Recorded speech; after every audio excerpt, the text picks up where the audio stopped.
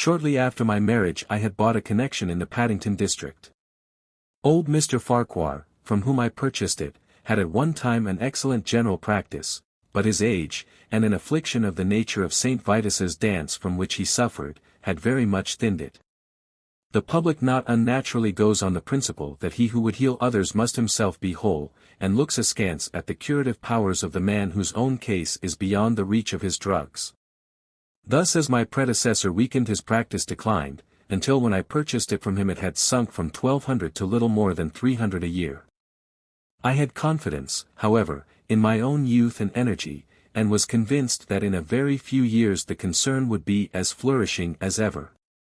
For 3 months after taking over the practice I was kept very closely at work, and saw little of my friend Sherlock Holmes, for I was too busy to visit Baker Street, and he seldom went anywhere himself save upon professional business. I was surprised, therefore, when, one morning in June, as I sat reading the British Medical Journal after breakfast, I heard a ring at the bell, followed by the high, somewhat strident tones of my old companion's voice. "Ah, my dear Watson," said he, striding into the room, "I am very delighted to see you. I trust that Mrs. Watson has entirely recovered from all the little excitements connected with our adventure of the Sign of 4. "Thank you, we are both very well," said I, shaking him warmly by the hand. "And I hope, also," he continued, sitting down in the rocking chair, "that the cares of medical practice have not entirely obliterated the interest which you used to take in our little deductive problems."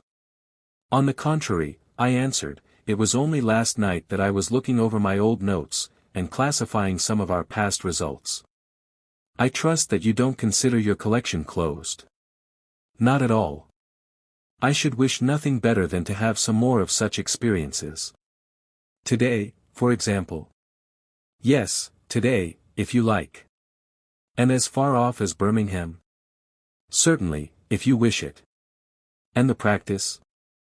"I do my neighbor's when he goes. He is always ready to work off the debt." "Ha! Nothing could be better," said Holmes, leaning back in his chair and looking keenly at me from under his half-closed lids. "I perceive that you have been unwell lately. Summer colds are always a little trying. I was confined to the house by a severe chill for 3 days last week. I thought, however, that I had cast off every trace of it." "So you have. You look remarkably robust. How, then, did you know of it?" "My dear fellow, you know my methods." "You deduced it, then?" "Certainly." "And from what?" "From your slippers." I glanced down at the new patent leathers which I was wearing. "How on earth," I began, but Holmes answered my question before it was asked. "Your slippers are new," he said. "You could not have had them more than a few weeks. The soles which you are at this moment presenting to me are slightly scorched. For a moment I thought they might have got wet and been burned in the drying. But near the instep there is a small circular wafer of paper with the shopman's hieroglyphics upon it. Damp would of course have removed this. You had, then, been sitting with your feet outstretched to the fire, which a man would hardly do even in so wet a June as this if he were in his full health." Like all Holmes's reasoning, the thing seemed simplicity itself when it was once explained. He read the thought upon my features, and his smile had a tinge of bitterness. "I am afraid that I rather give myself away when I explain," said he. "Results without causes are much more impressive. You are ready to come to Birmingham, then?" "Certainly." "What is the case?" "You shall hear it all in the train. My client is outside in a four-wheeler. Can you come at once?" "In an instant." I scribbled a note to my neighbor, rushed upstairs to explain the matter to my wife, and joined Holmes upon the doorstep. "Your neighbor is a doctor," said he, nodding at the brass plate. "Yes, he bought a practice as I did." "An old established one?" "Just the same as mine. Both have been ever since the houses were built." "Ah! Then you got hold of the best of the two." "I think I did." "But how do you know?" "By the steps, my boy. Yours are worn 3 inches deeper than his. But this gentleman in the cab is my client, Mr. Hall Pycroft." Allow me to introduce you to him. Whip your horse up, cabby, for we have only just time to catch our train. The man whom I found myself facing was a well-built, fresh-complexioned young fellow, with a frank, honest face and a slight, crisp, yellow mustache. He wore a very shiny top hat and a neat suit of sober black, which made him look what he was, a smart young city man, of the class who have been labeled cockneys, but who give us our crack volunteer regiments, and who turn out more fine athletes and sportsmen than any body of men in these islands. His round, ruddy face was naturally full of cheeriness, but the corners of his mouth seemed to me to be pulled down in a half-comical distress. It was not, however, until we were all in a first-class carriage and well started upon our journey to Birmingham that I was able to learn what the trouble was which had driven him to Sherlock Holmes. "We have a clear run here of 70 minutes, Holmes remarked. "I want you, Mr. Hall Pycroft, to tell my friend your very interesting experience exactly as you have told it to me, or with more detail if possible. It will be of use to me to hear the succession of events again. It is a case, Watson, which may prove to have something in it, or may prove to have nothing, but which, at least, presents those unusual noutre features which are as dear to you as they are to me. Now, Mr. Pycroft, I shall not interrupt you again." Our young companion looked at me with a twinkle in his eye. "The worst of the story is," said he, "that I show myself up as such a confounded fool. Of course it may work out all right, and I don't see that I could have done otherwise, but if I have lost my crib and get nothing in exchange I shall feel what a soft Johnny I have been. I'm not very good at telling a story, Dr. Watson, but it is like this with me. I used to have a billet at Coxon and Woodhouse's, of Draper's Gardens, but they were let in early in the spring through the Venezuelan loan, as no doubt you remember, and came a nasty cropper. I had been with them 5 years, and old Coxon gave me a ripping good testimonial when the smash came, but of course we clerks were all turned adrift, the 27 of us. I tried here and tried there, but there were lots of other chaps on the same lay as myself, and it was a perfect frost for a long time. I had been taking £3 a week at Coxon's, and I had saved about 70 of them, but I soon worked my way through that and out at the other end. I was fairly at the end of my tether at last, and could hardly find the stamps to answer the advertisements or the envelopes to stick them to. I had worn out my boots paddling up office stairs, and I seemed just as far from getting a billet as ever. At last I saw a vacancy at Mawson and Williams's, the great stockbroking firm in Lombard Street. I dare say E.C. is not much in your line, but I can tell you that this is about the richest house in London. The advertisement was to be answered by letter only. I sent in my testimonial and application, but without the least hope of getting it. Back came an answer by return, saying that if I would appear next Monday I might take over my new duties at once, provided that my appearance was satisfactory. No one knows how these things are worked. Some people say that the manager just plunges his hand into the heap and takes the first that comes. Anyhow it was my innings that time, and I don't ever wish to feel better pleased. The screw was £1 a week rise, and the duties just about the same as at Coxon's. And now I come to the queer part of the business. I was in diggings out Hampstead Way, 17 Potter's Terrace. Well, I was sitting doing a smoke that very evening after I had been promised the appointment, when up came my landlady with a card which had Arthur Pinner, financial agent, printed upon it. I had never heard the name before and could not imagine what he wanted with me, but, of course, I asked her to show him up. In he walked, a middle-sized, dark-haired, dark-eyed, black-bearded man, with a touch of the sheeny about his nose. He had a brisk kind of way with him and spoke sharply, like a man who knew the value of time. "Mr. Hall Pycroft, I believe," said he. "Yes, sir," I answered, pushing a chair towards him. "Lately engaged at Coxon and Woodhouse's?" "Yes, sir." "And now on the staff of Mawson's?" "Quite so." "Well," said he, "the fact is that I have heard some really extraordinary stories about your financial ability. You remember Parker, who used to be Coxon's manager? He can never say enough about it." Of course I was pleased to hear this. I had always been pretty sharp in the office, but I had never dreamed that I was talked about in the city in this fashion. "You have a good memory," said he. "Pretty fair," I answered, modestly. "Have you kept in touch with the market while you have been out of work?" he asked. "Yes. I read the stock exchange list every morning." "Now that shows real application," he cried. "That is the way to prosper. You won't mind my testing you, will you? Let me see. How are Ayrshires?" 106 1/4 to 105 7/8. "And New Zealand Consolidated?" 104. "And British Broken Hills?" 7 to 7 6. "Wonderful," he cried, with his hands up. "This quite fits in with all that I had heard. My boy, you are very much too good to be a clerk at Mawson's." This outburst rather astonished me, as you can think. "Well," said I, "other people don't think quite so much of me as you seem to do, Mr. Pinner. I had a hard enough fight to get this berth, and I am very glad to have it." "Pooh, man, you should soar above it. You are not in your true sphere. Now, I'll tell you how it stands with me. What I have to offer is little enough when measured by your ability, but when compared with Mawson's, it's light to dark. Let me see. When do you go to Mawson's?" "On Monday." "Ha, ha.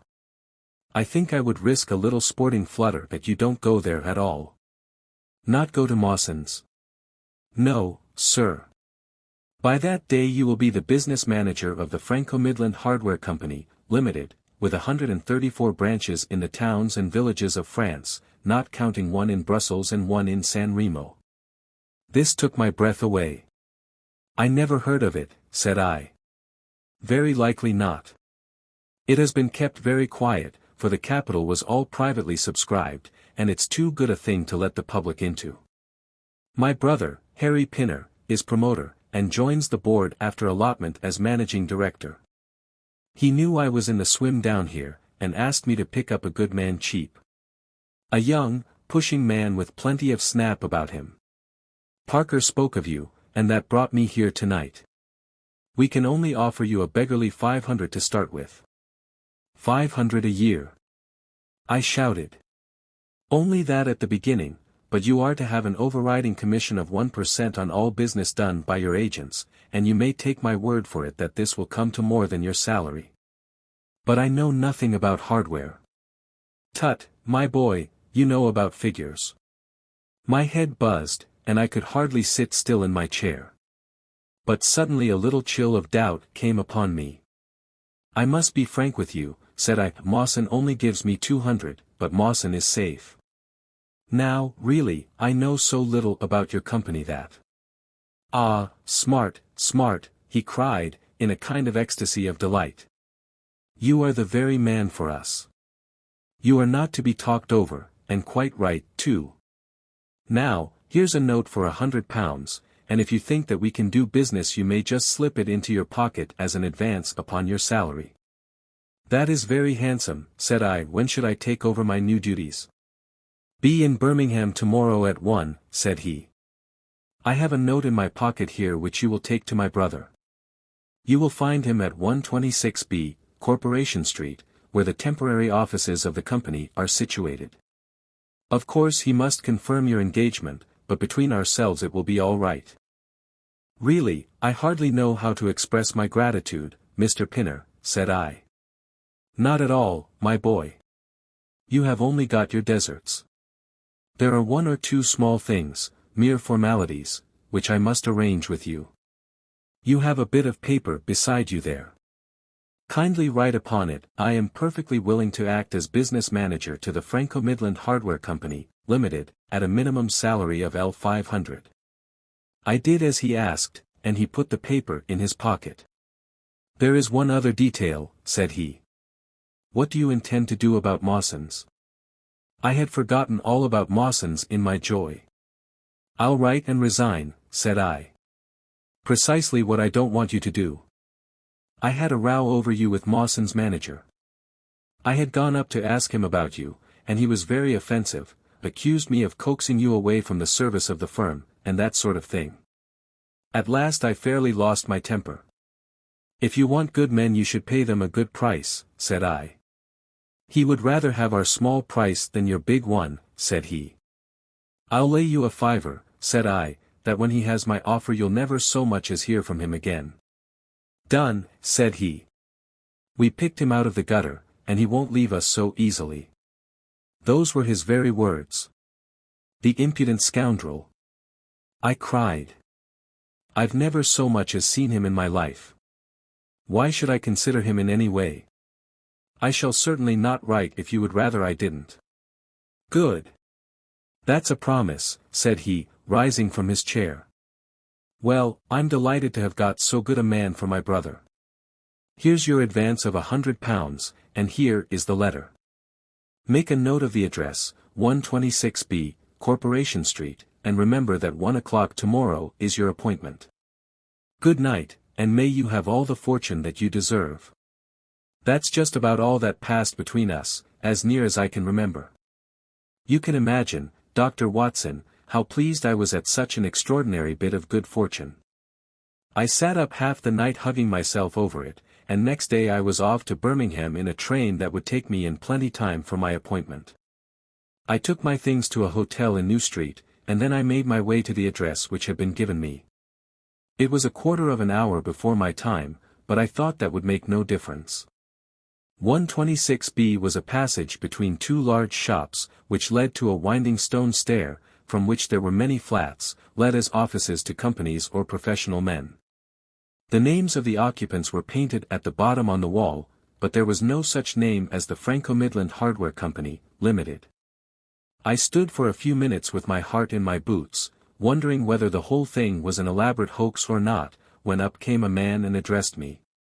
He was very like the chap I had seen the night before, the same figure and voice, but he was clean-shaven and his hair was lighter. "Are you Mr. Hall Pycroft?" he asked. "Yes," said I. "Oh. I was expecting you, but you are a trifle before your time. I had a note from my brother this morning in which he sang your praises very loudly. I was just looking for the offices when you came. We have not got our name up yet, for we only secured these temporary premises last week. Come up with me, and we will talk the matter over." I followed him to the top of a very lofty stair, and there, right under the slates, were a couple of empty, dusty little rooms, uncarpeted and uncurtained, into which he led me. I had thought of a great office with shining tables and rows of clerks, such as I was used to, and I dare say I stared rather straight at the two deal chairs and one little table, which, with a ledger and a waste-paper basket, made up the whole furniture. "Don't be disheartened, Mr. Pycroft," said my new acquaintance, seeing the length of my face. "Rome was not built in a day, and we have lots of money at our backs, though we don't cut much dash yet in offices. Pray sit down, and let me have your letter." I gave it to him, and he read it over very carefully. "You seem to have made a vast impression upon my brother Arthur," said he, "and I know that he is a pretty shrewd judge. He swears by London, you know, and I by Birmingham, but this time I shall follow his advice. Pray consider yourself definitely engaged." "What are my duties?" I asked. "You will eventually manage the great depot in Paris, which will pour a flood of English crockery into the shops of 134 agents in France. The purchase will be completed in a week, and meanwhile you will remain in Birmingham and make yourself useful." "How?" For answer, he took a big red book out of a drawer. "This is a directory of Paris," said he, "with the trades after the names of the people. I want you to take it home with you, and to mark off all the hardware sellers, with their addresses. It would be of the greatest use to me to have them." "Surely there are classified lists?" I suggested. "Not reliable ones. Their system is different from ours.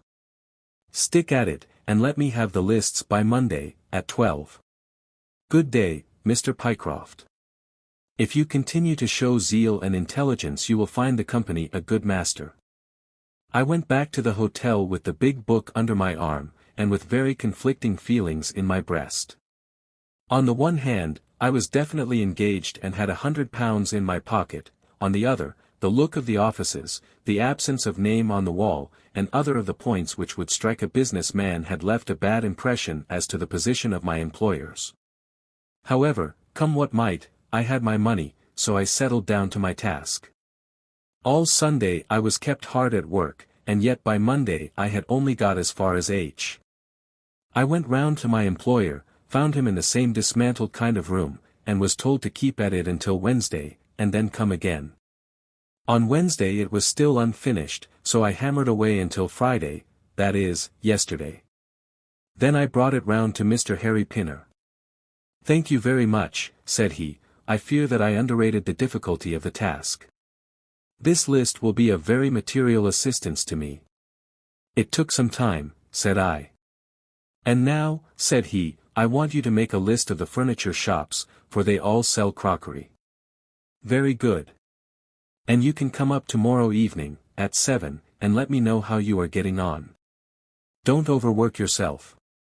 A couple of hours at Day's Music Hall in the evening would do you no harm after your labors." He laughed as he spoke, and I saw with a thrill that his second tooth upon the left-hand side had been very badly stuffed with gold. Sherlock Holmes rubbed his hands with delight, and I stared with astonishment at our client. "You may well look surprised, Dr. Watson, but it is this way," said he, "when I was speaking to the other chap in London, at the time that he laughed at my not going to Mawson's, I happened to notice that his tooth was stuffed in this very identical fashion. The glint of the gold in each case caught my eye, you see. When I put that with the voice and figure being the same, and only those things altered which might be changed by a razor or a wig, I could not doubt that it was the same man. Of course you expect two brothers to be alike, but not that they should have the same tooth stuffed in the same way." He bowed me out, and I found myself in the street, hardly knowing whether I was on my head or my heels. Back I went to my hotel, put my head in a basin of cold water, and tried to think it out. Why had he sent me from London to Birmingham? Why had he got there before me? And why had he written a letter from himself to himself? It was altogether too much for me, and I could make no sense of it. And then suddenly it struck me that what was dark to me might be very light to Mr. Sherlock Holmes. I had just time to get up to town by the night train to see him this morning, and to bring you both back with me to Birmingham. There was a pause after the stockbroker's clerk had concluded his surprising experience. Then Sherlock Holmes cocked his eye at me, leaning back on the cushions with a pleased and yet critical face, like a connoisseur who has just taken his first sip of a Comet vintage. "Rather fine, Watson, is it not?" said he. "There are points in it which please me. I think that you will agree with me that an interview with Mr. Arthur Harry Pinner in the temporary offices of the Franco-Midland Hardware Company, Limited, would be a rather interesting experience for both of us. But how can we do it?" I asked. "Oh, easily enough," said Hall Pycroft, cheerily. "You are two friends of mine who are in want of a billet, and what could be more natural than that I should bring you both round to the managing director?" "Quite so, of course," said Holmes. "I should like to have a look at the gentleman, and see if I can make anything of his little game. What qualities have you, my friend, which would make your services so valuable? Or is it possible that—" He began biting his nails and staring blankly out of the window, and we hardly drew another word from him until we were in New Street. At 7 o'clock that evening we were walking, the three of us, down Corporation Street to the company's offices. "It is no use our being at all before our time," said our client. "He only comes there to see me, apparently, for the place is deserted up to the very hour he names." "That is suggestive," remarked Holmes. "By Jove, I told you so," cried the clerk. "That's he walking ahead of us there." He pointed to a smallish, dark, well-dressed man who was bustling along the other side of the road. As we watched him he looked across at a boy who was bawling out the latest edition of the evening paper, and running over among the cabs and buses, he bought one from him. Then, clutching it in his hand, he vanished through a doorway. "There he goes," cried Hall Pycroft. "These are the company's offices into which he has gone. Come with me, and I'll fix it up as easily as possible." Following his lead, we ascended 5 stories, until we found ourselves outside a half-open door, at which our client tapped. A voice within bade us enter, and we entered a bare, unfurnished room such as Hall Pycroft had described.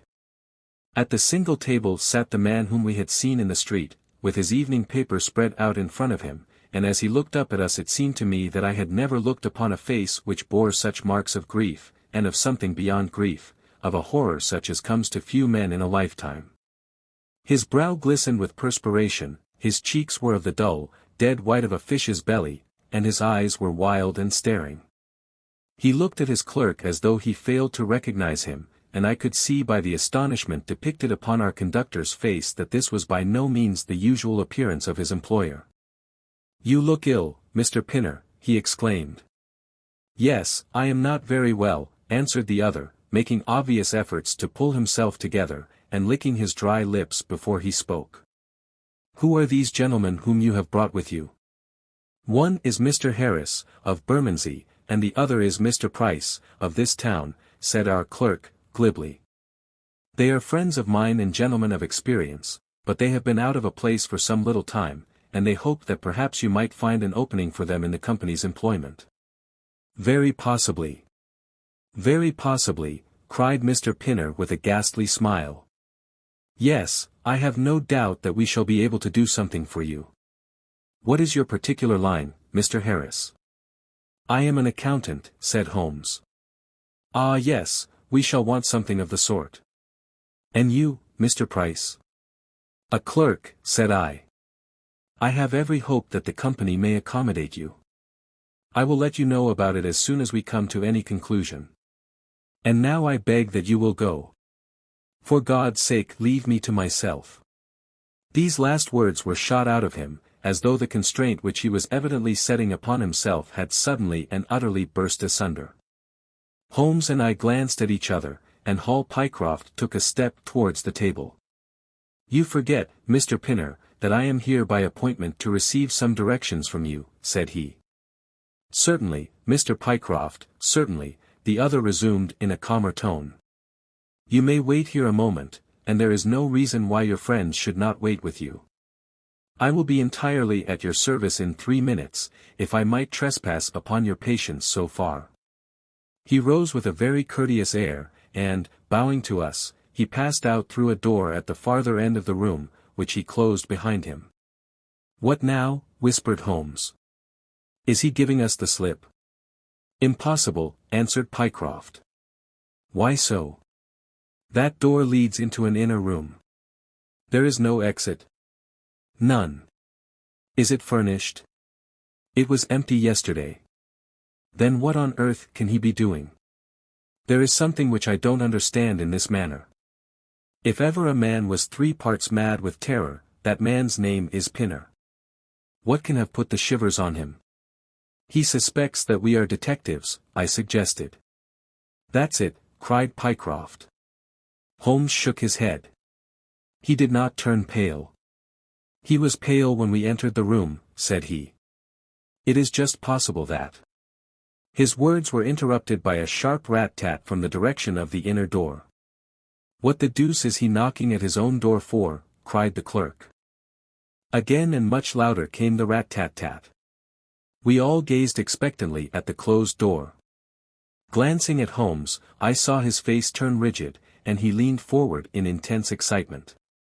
Then suddenly came a low gargling sound, and a brisk drumming upon woodwork. Holmes sprang frantically across the room and pushed at the door. It was fastened on the inner side. Following his example, we threw ourselves upon it with all our weight. One hinge snapped, then the other, and down came the door with a crash. Rushing over it, we found ourselves in the inner room. It was empty. But it was only for a moment that we were at fault. At one corner, the corner nearest the room which we had left, there was a second door. Holmes sprang to it and pulled it open. A coat and waistcoat were lying on the floor, and from a hook behind the door, with his own braces round his neck, was hanging the managing director of the Franco-Midland Hardware Company. His knees were drawn up, his head hung at a dreadful angle to his body, and the clatter of his heels against the door made the noise which had broken in upon our conversation. In an instant I had caught him round the waist, and held him up while Holmes and Pycroft untied the elastic bands which had disappeared between the livid creases of skin.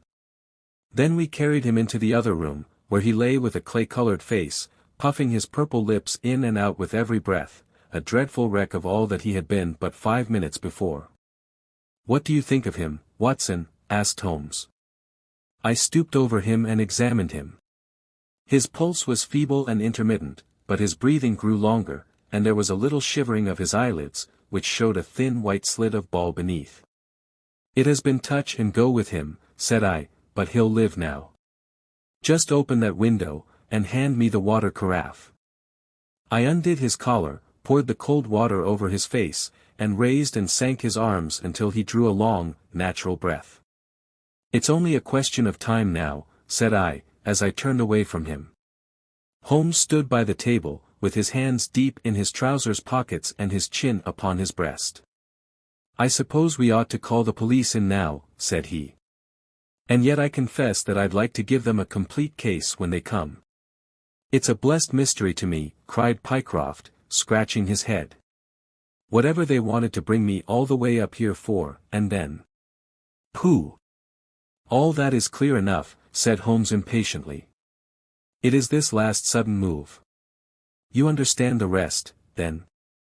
"I think that it is fairly obvious. What do you say, Watson?" I shrugged my shoulders. "I must confess that I am out of my depths," said I. "Oh, surely if you consider the events at first they can only point to one conclusion." "What do you make of them?" "Well, the whole thing hinges upon 2 points. The first is the making of Pycroft write a declaration by which he entered the service of this preposterous company. Do you not see how very suggestive that is?" "I am afraid I missed the point." "Well, why did they want him to do it?" "Not as a business matter, for these arrangements are usually verbal, and there was no earthly business reason why this should be an exception. Don't you see, my young friend, that they were very anxious to obtain a specimen of your handwriting, and had no other way of doing it?" "And why?" "Quite so. Why? When we answer that we have made some progress with our little problem." "Why?" "There can be only one adequate reason. Someone wanted to learn to imitate your writing, and had to procure a specimen of it first. And now if we pass on to the second point we find that each throws light upon the other. That point is the request made by Pinner that you should not resign your place, but should leave the manager of this important business in the full expectation that a Mr. Hall Pycroft, whom he had never seen, was about to enter the office upon the Monday morning." "My God," cried our client, "what a blind beetle I have been! Now you see the point about the handwriting. Suppose that someone turned up in your place who wrote a completely different hand from that in which you had applied for the vacancy, of course the game would have been up. But in the interval the rogue had learned to imitate you, and his position was therefore secure, as I presume that nobody in the office had ever set eyes upon you." "Not a soul," groaned Hall Pycroft. "Very good. Of course it was of the utmost importance to prevent you from thinking better of it, and also to keep you from coming into contact with anyone who might tell you that your double was at work in Mawson's office. Therefore they gave you a handsome advance on your salary, and ran you off to the Midlands, where they gave you enough work to do to prevent your going to London, where you might have burst their little game up. That is all plain enough. But why should this man pretend to be his own brother?" "Well, that is pretty clear also. There are evidently only 2 of them in it. The other is impersonating you at the office. This one acted as your engager, and then found that he could not find you an employer without admitting a third person into his plot. That he was most unwilling to do. He changed his appearance as far as he could, and trusted that the likeness, which you could not fail to observe, would be put down to a family resemblance. But for the happy chance of the gold stuffing, your suspicions would probably never have been aroused." Hall Pycroft shook his clenched hands in the air. "Good Lord," he cried, "while I have been fooled in this way, what has this other Hall Pycroft been doing at Mawson's? What should we do, Mr. Holmes? Tell me what to do." We must wire to Mawson's. They shut at 12 on Saturdays. Never mind. There may be some doorkeeper or attendant. Ah yes, they keep a permanent guard there on account of the value of the securities that they hold. I remember hearing it talked of in the city. Very good, we shall wire to him, and see if all is well, and if a clerk of your name is working there. That is clear enough, but what is not so clear is why at sight of us one of the rogues should instantly walk out of the room and hang himself. The paper, croaked a voice behind us. The man was sitting up, blanched and ghastly, with returning reason in his eyes, and hands which rubbed nervously at the broad red band which still encircled his throat. The paper. Of course, yelled Holmes, in a paroxysm of excitement. Idiot that I was. I thought so much of our visit that the paper never entered my head for an instant. To be sure, the secret must be there. He flattened it out upon the table, and a cry of triumph burst from his lips. Look at this, Watson, he cried. It is a London paper, an early edition of the Evening Standard. Here is what we want. Look at the headlines: Crime in the City. Murder at Mawson and Williams's. Gigantic attempted robbery. Capture of the criminal. Here, Watson, we are all equally anxious to hear it, so kindly read it aloud to us. It appeared from its position in the paper to have been the one event of importance in town, and the account of it ran in this way. A desperate attempt at robbery, culminating in the death of one man and the capture of the criminal, occurred this afternoon in the city. For some time back Mawson and Williams, the famous financial house, have been the guardians of securities which amount in the aggregate to a sum of considerably over £1,000,000. So conscious was the manager of the responsibility which devolved upon him in consequence of the great interests at stake that safes of the very latest construction have been employed, and an armed watchman has been left day and night in the building. It appears that last week a new clerk named Hall Pycroft was engaged by the firm. This person appears to have been none other than Beddington, the famous forger and cracksman, who, with his brother, had only recently emerged from a 5-year spell of penal servitude. By some means, which are not yet clear, he succeeded in winning, under a false name, this official position in the office, which he utilized in order to obtain molding of various locks, and a thorough knowledge of the position of the strong room and the safes. It is customary at Mawson's for the clerks to leave at midday on Saturday. Sergeant Tuzin, of the city police, was somewhat surprised, therefore to see a gentleman with a carpet bag come down the steps at 20 minutes past 1. His suspicions being aroused, the sergeant followed the man, and with the aid of Constable Pollock succeeded, after a most desperate resistance, in arresting him. It was at once clear that a daring and gigantic robbery had been committed. Nearly £100,000 worth of American railway bonds, with a large amount of scrip in mines and other companies, was discovered in the bag. On examining the premises, the body of the unfortunate watchman was found doubled up and thrust into the largest of the safes, where it would not have been discovered until Monday morning had it not been for the prompt action of Sergeant Tuzin. The man's skull had been shattered by a blow from a poker delivered from behind. There could be no doubt that Beddington had obtained entrance by pretending that he had left something behind him, and having murdered the watchman, rapidly rifled the large safe, and then made off with his booty. His brother, who usually works with him, has not appeared in this job as far as can at present be ascertained, although the police are making energetic inquiries as to his whereabouts. Well, we may save the police some little trouble in that direction, said Holmes, glancing at the haggard figure huddled up by the window. Human nature is a strange mixture, Watson. You see that even a villain and murderer can inspire such affection that his brother turns to suicide when he learns that his neck is forfeited. However, we have no choice as to our action. The doctor and I will remain on guard, Mr. Pycroft, if you will have the kindness to step out for the police.